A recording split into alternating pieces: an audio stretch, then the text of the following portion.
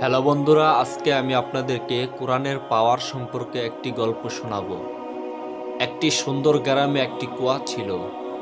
সেই কুয়া থেকে পানি তুলে গ্রামের সমস্ত মানুষ তাদের চাহিদা মিটাতো। হঠাৎ করে কোথায় থেকে জানি এক ডাইনি এসে কুয়া থেকে পানি তোলা বন্ধ করে দিল গ্রামের মানুষকে।